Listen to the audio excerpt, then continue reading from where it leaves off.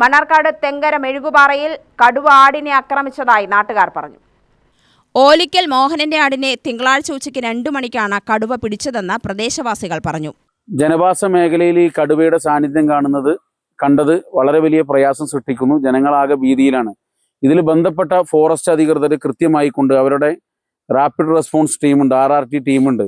അവർ കൃത്യമായിട്ട് ഈ പ്രദേശത്ത് പെട്രോളിംഗ് നടത്തണമെന്നാണ് ഒന്നാമത്തെ ആവശ്യം ഞങ്ങൾക്ക് പറയാനുള്ളത്. ഇതുമായി ബന്ധപ്പെട്ട DFO ആയി സംസാരിച്ചു. അതിൽ കൃത്യമായി ഇടപെടാം എന്നുള്ള ഉറപ്പ് DFO നൽകുകയുണ്ടായി. രണ്ടാമതായിട്ടൊരു കാര്യം പറയാനുള്ളത് അടിക്കാടുകളുടെ കാര്യമാണ്. ഈ റോഡ് സൈഡിൽ ഉൾപ്പെടെ ഈ മേഖലയിൽ ജനങ്ങളുമായി ചേർന്ന് നിൽക്കുന്ന സ്ഥലങ്ങളിലൊക്കെ അടിക്കാടുകൾ ഉയർന്നിരിക്കുകയാണ്. ഈ അടിക്കാടുകൾ വെട്ടിയാൽ മാത്രമേ ജനങ്ങൾക്ക് എന്ത് ചെയ്യാൻ വേണ്ടി കഴിയുള്ളൂ, ഇത്തരത്തിൽ കടുവയുടെയോ വന്യമൃഗങ്ങളുടെയൊക്കെ ആക്രമണങ്ങൾ വരാതിരിക്കുള്ളൂ. അപ്പോൾ അടിക്കാടുകൾ നിർബന്ധമായിട്ടും വെട്ടി തെളിക്കേണ്ടതുണ്ട്. അതുപോലെ തന്നെ പെട്രോളിംഗ് കൃത്യമായിട്ട് ഇടപെടേണ്ടതുണ്ട്. അതുപോലെ തന്നെ വന്യമൃഗ ശല്യത്താൽ ആണ് പ്രിയപ്പെട്ട മോനേട്ടന് ഈ ഒരു അവസ്ഥ, അവരുടെ ആടുകൾ നഷ്ടപ്പെട്ടത്. അതിൽ കൃത്യമായിട്ടുള്ള നാശനഷ്ടം നൽകേണ്ടത് ബന്ധപ്പെട്ട വനം വകുപ്പും അധികൃതരുമാണ്. ജനങ്ങളെ ആകെ ഭീതിയിലാഴ്ത്തിയിരിക്കുകയാണ്. ഈ അമ്മമാർ ഉൾപ്പെടെയുള്ള ആളുകളൊക്കെ വലിയ പ്രയാസത്തിൽ നിൽക്കുകയാണ്. കാരണം ഇവരൊക്കെ തൊഴിലുറപ്പ് പണിക്കൊക്കെ വീട് വിട്ടിറങ്ങുകയാണ്.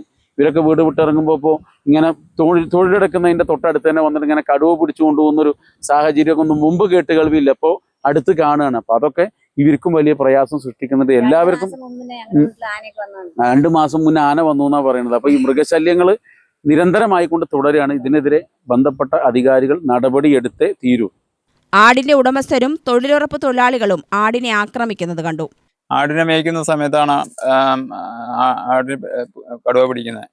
അപ്പം ഒന്നിനെ പിടിക്കുന്നു, അതിൻ്റെ ഒച്ച കേട്ടിട്ടാണ് ഞാൻ കാണുന്നത്. ആ സമയത്ത് അതിനെ വിട്ടിട്ട് വേറൊന്നിനെ പിടിച്ചു.